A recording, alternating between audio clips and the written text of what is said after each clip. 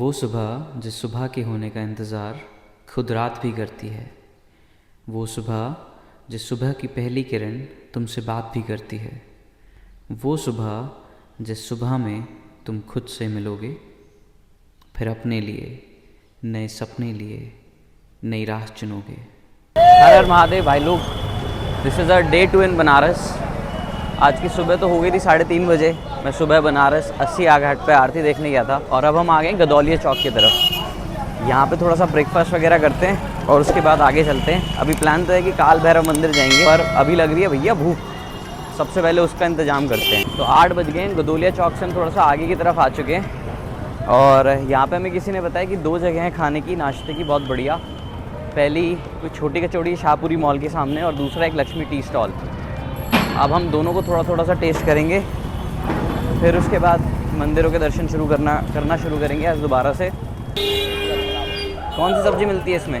चने की? चना है। हिंग वाला कचौड़ी है, हिंग वाला कचौड़ी है, हिंग वाला। हाँ। मैंने आलू का मसाला पड़ा है, भूज कर एकदम। चना है। अच्छा। चटनी रहेगा मीठा? नहीं, खट्टे वाली डाल दो, है तो मीठा रहने देना। चना में बड़ी आइटम पड़ा है। कचौड़ी लपेटने के बाद मैं बढ़ा अपने ब्रेकफास्ट के point number 2 Lakshmi tea stall की तरफ। पर उससे पहले मुझे एक लंबी सी लाइन दिखाई दी जो कि ख़त्म होने का नाम ही नहीं ले रही थी, और ये लाइन थी काशी विश्वनाथ मंदिर के दर्शन के लिए। फिर 11 नंबर की बस पकड़ के मैं पहुंचा लक्ष्मी टी स्टॉल, जहां मैंने खाई बनारस की world famous bread toast white मक्खन के साथ। और फिर वहां मुझे स्वयं सनी देओल के हाथों से चाय पीने का सौभाग्य प्राप्त हुआ। ये काशी विश्वनाथ मंदिर का ट्रस्ट का कूपन लेने के लिए जो टिकट काउंटर होता है वो है। अगर आपको पूजा करवानी है या सोवेनियर शॉप से कुछ लेना है तो आप यहाँ से ले सकते हैं। ऑनलाइन बुकिंग होती है और ऑफलाइन बुकिंग के लिए ये स्टोर है, तो आप यहाँ पे आ सकते हैं। गदौलिया चौक से आगे को चल के थोड़ा सा पड़ता है।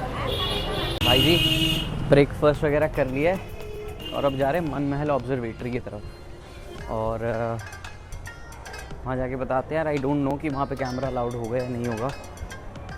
Even if it's not allowed, मैं आके एक्सपीरियंस शेयर कर दूंगा। बाकी अब हम यहाँ अंदर के रास्ते से निकले थे और हम बाहर निकल जाएंगे अब ये दशाश्वमेध वाली घाट वाली रोड पे।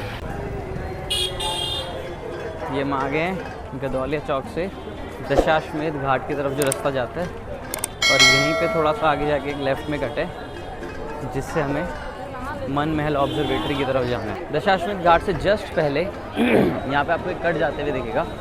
आपको इस कट पे अंदर आना है और यहाँ है मन महल ऑब्जर्वेटरी।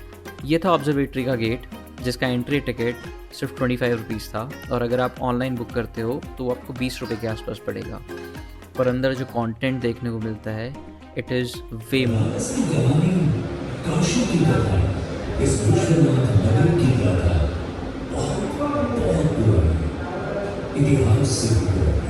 ये एक प्रोजेक्टर शो था विद इन ऑब्जर्वेटरी, जिसमें गंगा मैया के धरती पे अवतरण की पूरी कहानी बहुत ही खूबसूरत तरीके से दिखाई गई थी।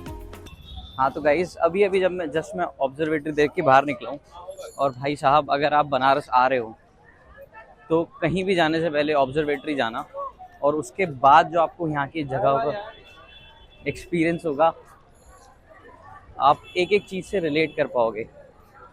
आई would highly recommend you to visit this observatory first. और ये गदौलिया चौक पे ही है, दशाश्वमेध घाट से 100 मीटर के डिस्टेंस पे आपको मिल जाएगी ये ऑब्जर्वेटरी। हाँ तो भैया अब हम रिक्शा में बैठ चुके हैं और यहाँ से जा रहे हैं काल भैरव जी की तरफ। उनके दर्शन कर लेते हैं, फिर उसके बाद देखते हैं आगे का क्या प्लान करना है। इसी बीच में मैं अभी काशी विश्वनाथ जी का ट्रस्ट का स्टोर है जहाँ से हमें सुगम दर्शन के लिए टिकट मिलते हैं, वहाँ पे भी होके आया था। वहाँ पे 300 रुपये के टिकट है फॉर सुगम दर्शन, जिसमें कि आपको वो लंबी लाइन में नहीं लगना पड़ता और आप आराम से जाके दर्शन करके आ सकते हैं। उस 300 रुपये में आपको वो प्रसाद भी देते हैं। और फिर मैं पहुंचा काल भैरव मंदिर। काल भैरव जी को बनारस का क्षेत्रपाल भी माना जाता है, और लोगों में ये भी बिलीव है कि आपको काशी विश्वनाथ जी के दर्शन करने से पहले काल भैरव जी के दर्शन करके उनसे परमिशन लेनी चाहिए टू विजिट काशी विश्वनाथ जी। फिर क्या था, मैं भी चल दिया परमिशन लेने के लिए। पूरी की पूरी काल भैरव जी वाली मार्केट है यहाँ तक सब ठीक था, पर इसके बाद जो भयंकर भीड़ थी, यहाँ से मंदिर में दर्शन करने तक, भाई साहब हालत ख़राब हो गई।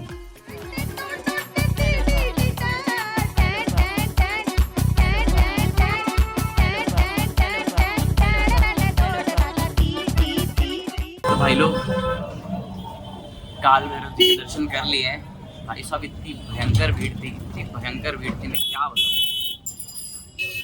ऐसी भीड़ नहीं देखी होगी कहीं किसी मंदिर में। और इसके बाद मैं ई रिक्शा करके गदौलिया चौक पहुंचा और वहां से एक और ई रिक्शा करके 80 घाट अपने हॉस्टल की तरफ, क्योंकि दिन के टाइम अधिकांश मंदिर बंद हो जाते हैं और ऐसी धूप में बाहर घूमने में हालत और हालात दोनों खराब हो सकते हैं।